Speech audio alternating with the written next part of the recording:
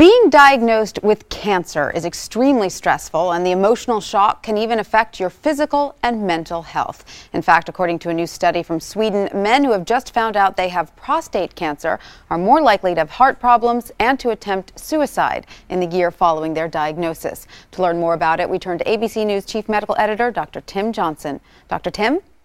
Thank you, Tanya. And joining me to talk about this new study and its implications is Dr. Herb Lepore, Professor of Urology and Pharmacology and Chairman of the Department of Urology at the Langone Medical Center at NYU in New York City. He joins us from New York. Welcome to the program, Herb. Pleasure to be here, Tim.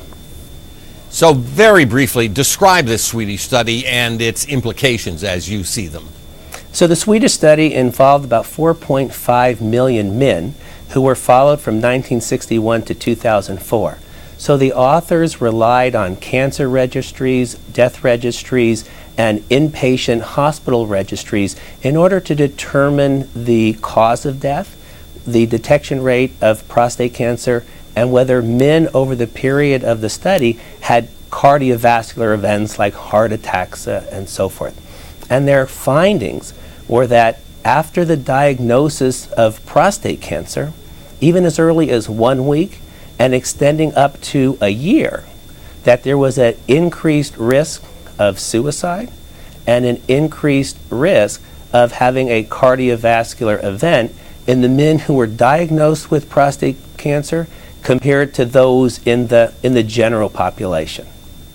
But just to make the point, these numbers were very small. We're not talking about a major epidemic of these No, Tim, that's very important because, you know what, if you look at the relative risk, so what that says is let's take the men who did not have prostate cancer and now compare it to the men who had the diagnosis.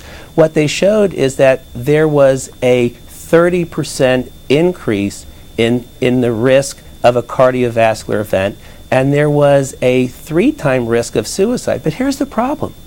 So if you have a 1 in 1,000 risk, and you increase that three times, that now becomes 3 in 1,000. So it's very important to know the incidence. How often does an event occur in order to determine the clinical significance of an increase in the relative risk? So just like you said, the typical person who was diagnosed with prostate cancer did not have a cardiovascular event or commit suicide. These were increases in the relative risk, and when you actually look at this, how it plays out to the population of men with prostate cancer, really not that dramatic of an impact. But having said that, we both know that to tell a man and his family that he has prostate cancer is a dramatic event for the person and the family. So the question really becomes, how can we as physicians, as medical people, do this in a better way to prevent even the very small risk of the kind of events we've been talking about? Well, you know, Tim, this really goes back to why many of us went into medicine, and that's to be healers. And you have to be empathetic. I mean, think about it. When you give the diagnosis of prostate cancer, and unfortunately this is all I treat, we do this far too often.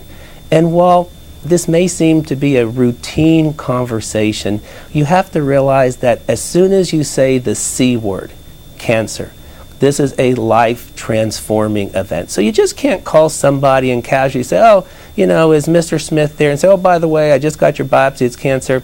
You know, I'm going on vacation, come back and see me in a month, and let's discuss the implications of that diagnosis. I think I always ask a patient, are you in a position that we can speak? They may be driving on the highway.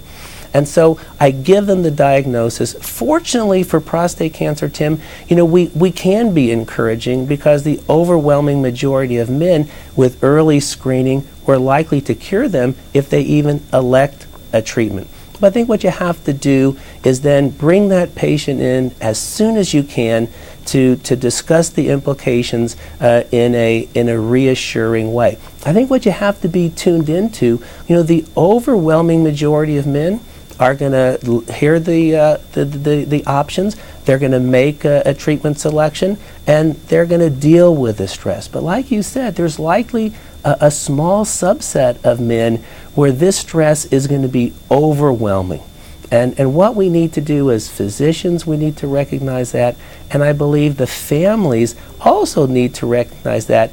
And when the stress is out of proportion, then we really have to make sure that we minimize even those small risks of heart disease and the possibility of suicide. And on that point, we'll end, and we thank you, Herb, for taking the time to be with us today. My pleasure. ABC News Now. Good to know.